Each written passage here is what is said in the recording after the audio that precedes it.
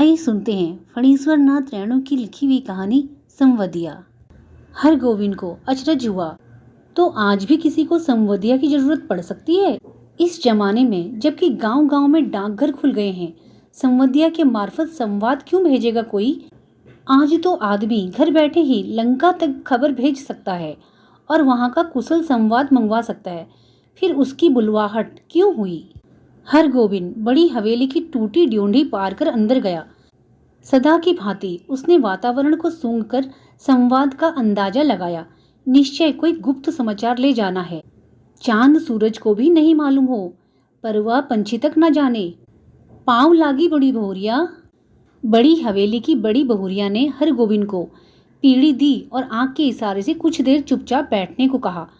बड़ी हवेली अब नाम मात्र को ही बड़ी हवेली है, जहां दिन रात नौकर नौकरानियों और जन मजदूरों की भीड़ लगी रहती थी, वहां आज हवेली की बड़ी बहुरिया अपने हाथ से सूफा में अनाज लेकर झटक रही है। इन हाथों में सिर्फ मेहंदी लगाकर ही गांव की नाइन परिवार पालती थी। कहाँ गए वो दिन? हर गोविंद ने लंबी सांस ली। बड़े भैया की मरने के बाद ही जैसे सब खेल खत्म हो गया। तीनों भाइयों ने आपस में लड़ाई झगड़ा शुरू किया। रैयतों ने जमीन पर दावे करके दखल किया। फिर तीनों भाई गांव छोड़कर शहर में जा बसे। रह गई बड़ी बहुरिया। कहाँ जाती बेचारी। भगवान भले आदमी को ही कष्ट देते हैं, नहीं तो 1 घंटे की बीमारी में बड़ी भैया क्यों मरते? बड़ी बहुरिया के देह से जेवर खींच छीन कर बंटवारे की लीला हुई थी। हर गोविंद ने देखी है अपनी आंखों से द्रौपदी चीरहरण लीला। बनारसी साड़ी को 3 टुकड़े करके बंटवारा किया था निर्दयी भाइयों ने। बेचारी बड़ी बहुरिया।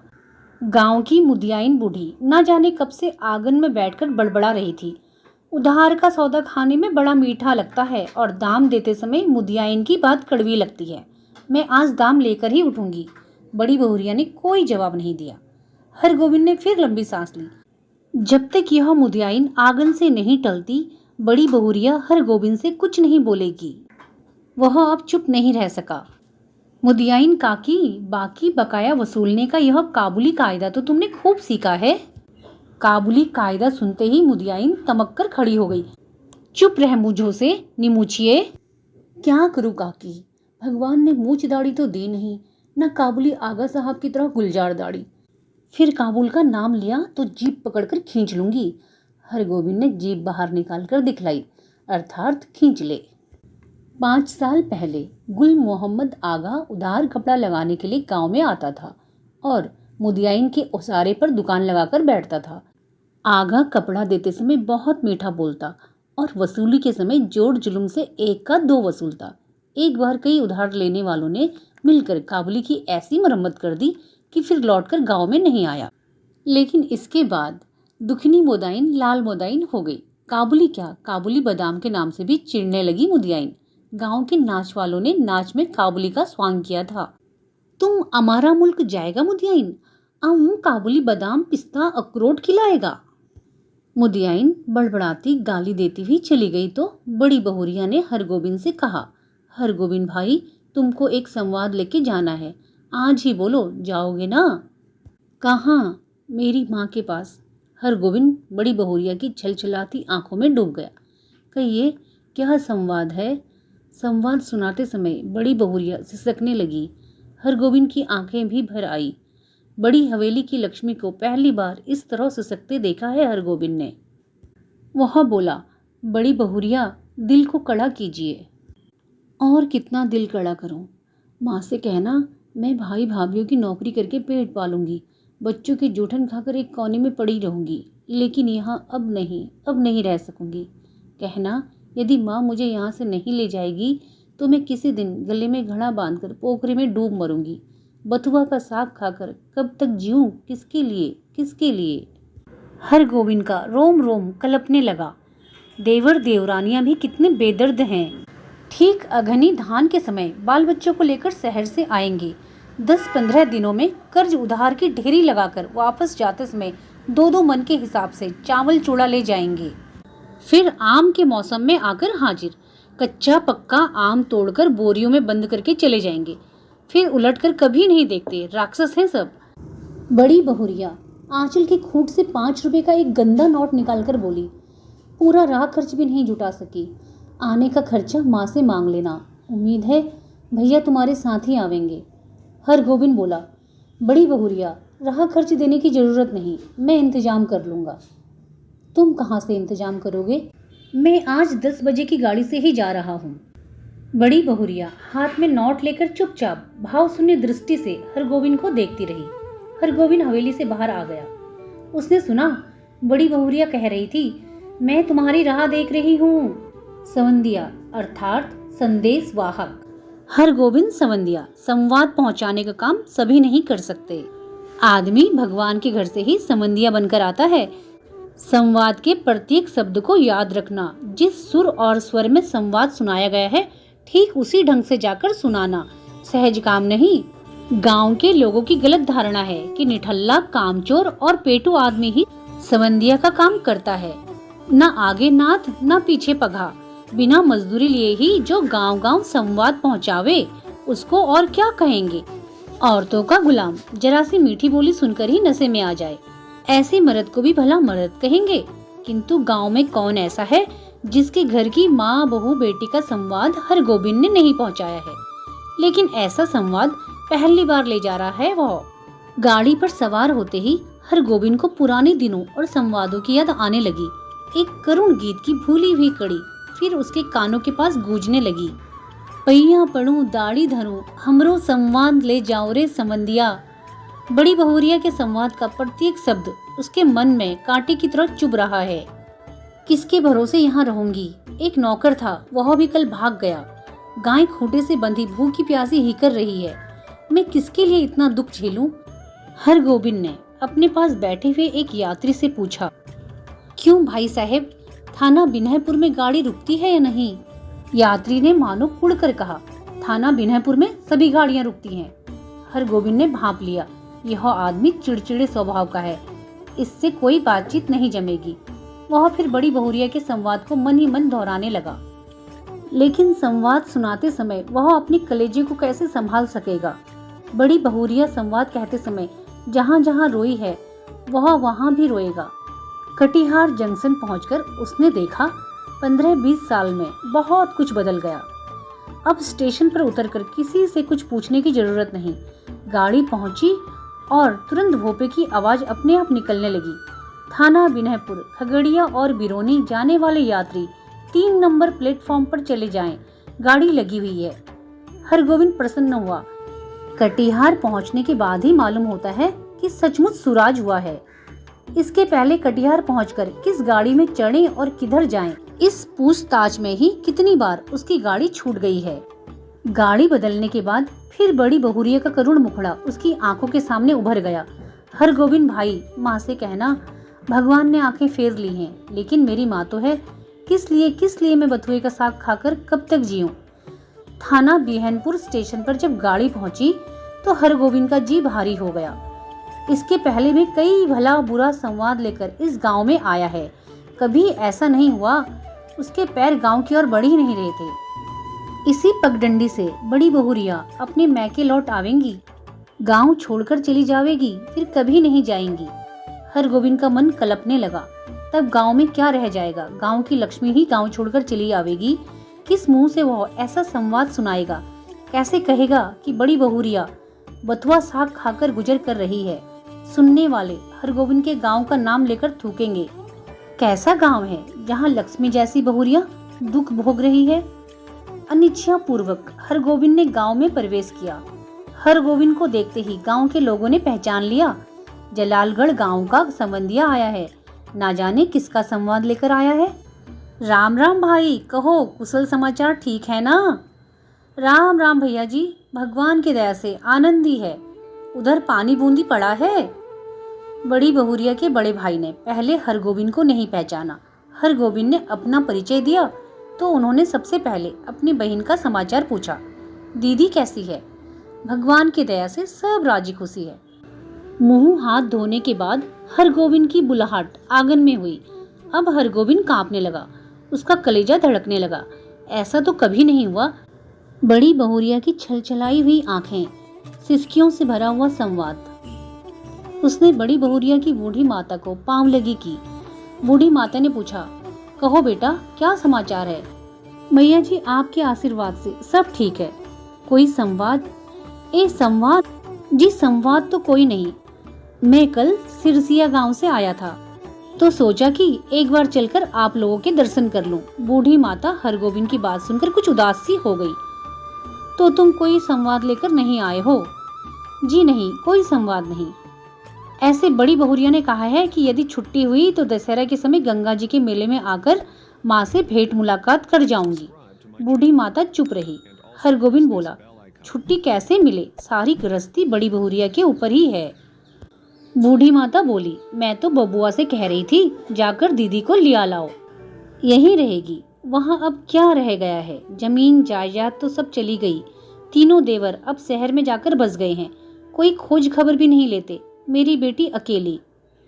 नहीं मैया जी, जमीन जायदाद अभी भी कुछ कम नहीं, जो है वही बहुत है। टूट भी गई है तो आखिर बड़ी हवेली ही है, स्वांग नहीं है। यह बात ठीक है, मगर बड़ी बहुरिया का तो सारा गांव ही परिवार है। हमारे गांव की लक्ष्मी है बड़ी बहुरिया। गांव की लक्ष्मी गांव छोड़कर बाहर कैसे जाएगी? यूं देवर लोग हर बार आकर ले जाने की जिद करते हैं। बूढ़ी माता ने अपने हाथ हरगोविंद को जलपान लाकर दिया। पहले थोड़ा जलपान कर लो बबुआ। जलपान करते समय हरगोविंद को लगा बड़ी बहुरिया दलान पर बैठी उसकी राह देख रही है, भूखी प्यासी। रात में भोजन करते समय भी बड़ी बहुरिया मानो सामने आकर बैठ गई। कर्ज उधार अब कोई नहीं देते। एक पेट तो कुत्ता भी पालता है, लेकिन मैं माँ से कहना।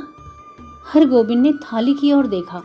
दाल भात, 3 किस्म की भाजी भी, पापड़ अचार। बड़ी बहुरिया बथुआ साग उबालकर खा रही होगी। बूढ़ी माता ने कहा, क्यों बबुआ, खाते क्यों नहीं? मैया जी, पेट भर जलपान जो कर लिया है। अरे जवान आदमी तो 5 बार जलपान करके भी 1 थाल भात खाता है। हरगोविंद ने कुछ नहीं खाया, खाया नहीं गया। समंधिया डट कर खाता है और अफर कर सोता है, किंतु हरगोविंद को नींद नहीं आ रही है। यह उसने क्या किया, क्या कर दिया? वह किस लिए आया था? वह झूठ क्यों बोला? नहीं नहीं, सुबह उठते ही वह बूढ़ी माता को बड़ी बहुरिया का सही संवाद सुना देगा, अक्षर अक्षर। मैया जी, आपकी इकलौती बेटी बहुत कष्ट में है। आज ही किसी को भेजकर बुलवा लीजिए, नहीं तो वह सचमुच कुछ कर बैठेगी। आखिर किसके लिए वह इतना सहेगी? बड़ी बहुरिया ने कहा है, भाभी के बच्चों के जूठन खाकर वह एक कोने में पड़ी रहेगी। रात भर हरगोविंद को नींद नहीं आई। आंखों के सामने बड़ी बहुरिया बैठी रही, सिसकती, आंसू पोंछती हुई। सुबह उठकर उसने दिल को कड़ा किया। वह समंधिया है, उसका काम है सही सही संवाद पहुंचाना। वह बड़ी बहुरिया का संवाद सुनाने के लिए बूढ़ी माता के पास जा बैठा। बूढ़ी माता ने पूछा, क्या है बबुआ, कुछ कहोगे? मैया जी, मुझे इसी गाड़ी से वापस जाना है, कई दिन हो गए। अरे इतनी जल्दी क्या है? 1 आध दिन रहकर मेहमानी कर लो। नहीं मैया जी, इस बार आज्ञा दीजिए। दशहरा में मैं बड़ी बहुरिया के साथ आऊंगा, तब डटकर 15 दिनों तक मेहमानी करूंगा। बूढ़ी माता बोली, ऐसी जल्दी थी तो आए ही क्यों? सोचा था बिटिया के लिए दही चूड़ा भेजूंगी। सो दही तो नहीं हो सकेगा आज। थोड़ा चूड़ा है बासमती धान का, लेते जाओ। चूड़ा की पोटली बगल में लेकर हरगोविंद आंगन से निकला तो बड़ी बहुरिया के बड़े भाई ने पूछा, क्यों भाई, राह खर्च है तो? हरगोविंद बोला, भैया जी, आपकी दुआ से किसी बात की कमी नहीं। स्टेशन पहुंचकर हरगोविंद ने हिसाब किया। उसके पास जितने पैसे हैं उससे कटिहार तक ही टिकट वह खरीद सकेगा, और यदि चवन्नी नकली साबित हुई तो सेमापुर तक ही। बिना टिकट के वह एक स्टेशन भी नहीं जा सकेगा। डर के मारे उसकी देह का आधा खून सूख जाएगा। गाड़ी में बैठते ही उसकी हालत अजीब हो गई। वह कहाँ आया था, क्या करके जा रहा है? बड़ी बहुरिया को क्या जवाब देगा? यदि गाड़ी में निर्गुण गाने वाला सूरदास न आता तो न जाने उसकी क्या हालत होती। सूरदास के गानों को सुनकर उसका जी स्थिर हुआ थोड़ा कि आहो रामा, नेहरा को सुख सपन भयो अब, देश पियो को डोलिया चली, भाई रो मती, यही करम की गति। सूरदास चला गया तो उसके मन में बैठी हुई बड़ी बहुरिया फिर रोने लगी। किसके लिए इतना दुख सहूं? 5 बजे भोर में वह कटिहार स्टेशन पहुंचा। भोपे से आवाज आ रही थी, वैरगादी, कुसियार और जलालगढ़ जाने वाले यात्री 1 नंबर प्लेटफार्म पर चले जाएं। हरगोविंद को जलालगढ़ जाना है, किंतु वह 1 नंबर प्लेटफार्म पर कैसे जाएगा? उसके पास तो कटिहार तक का ही टिकट है। जलालगढ़ 20 कोस। बड़ी बहुरिया राह देख रही होगी। 20 कोस की मंजिल भी कोई दूर की मंजिल है, वह पैदल ही जाएगा। हरगोविंद महावीर विक्रम बजरंगी का नाम लेकर पैदल ही चल पड़ा। 10 कोस तक मानो बाई के झोंके पर रहा। कस्बा शहर पहुंचकर उसने पेट भर पानी पी लिया। पोटली में नाक लगाकर उसने सूंघा, आहा, बासमती धान का चूड़ा है, माँ की सौगात बेटी के लिए। नहीं, वह इससे एक मुट्ठी भी नहीं खा सकेगा। किंतु वह क्या जवाब देगा बड़ी बहुरिया को? उसके पैर लड़खड़ाए। अभी कुछ नहीं सोचेगा, अभी सिर्फ चलना है, जल्दी पहुंचना है गांव। बड़ी बहुरिया की डबडबाई हुई आंखें उसको गांव की ओर खींच रही थी। मैं बैठी राह ताकती रहूंगी। 15 कोस। माँ से कहना अब नहीं रह सकूंगी। 16, 17, 18। जलालगढ़ स्टेशन का सिग्नल दिखलाई पड़ता है। गांव का ताड़ सिर ऊंचा करके उसकी चाल को देख रहा है। उसी ताड़ के नीचे बड़ी हवेली के दलान पर चुपचाप टकटकी लगाकर राह देख रही है बड़ी बहुरिया। भूखी प्यासी, हमरो संवाद ले लो जाहुरे समंधिया। लेकिन यह कहाँ चला आया हरगोविंद? यह कौन गांव है? पहली सांझ में ही अमावस्या का अंधकार। किस राह से? वह किधर जा रहा है? नदी है? कहाँ से आ गई नदी? नदी नहीं, खेत है, ये झोपड़े हैं, हाथियों का झुंड, ताड़ का पेड़। किधर गया? वह राह भूलकर ना जाने कहाँ भटक गया। इस गांव में आदमी नहीं रहते क्या? कहीं कोई रोशनी? किससे पूछूं? कहाँ? वह रोशनी है या आंखें? वह खड़ा है या चल रहा है? वह गाड़ी में है या धरती पर? हरगोविंद भाई आ गए। बड़ी बहुरिया की बोली यह कटिहार स्टेशन का भोपा बोल रहा है। हरगोविंद भाई, क्या हुआ तुमको? बड़ी बहुरिया। हरगोविंद ने हाथ से टटोल कर देखा। वह बिछावन पर लेटा हुआ है। सामने बैठी छाया को छूकर बोला, बड़ी बहुरिया। हरगोविंद भाई, अब जी कैसा है? लो, एक घूंट दूध पी लो, मुंह खोलो। हाँ, पी जाओ, पियो। हरगोविंद होश में आया। बड़ी बहुरिया दूध पिला रही है। उसने धीरे से हाथ बढ़ाकर बड़ी बहुरिया का पैर पकड़ लिया। बड़ी बहुरिया, मुझे माफ करो, मैं तुम्हारा संवाद नहीं कह सका।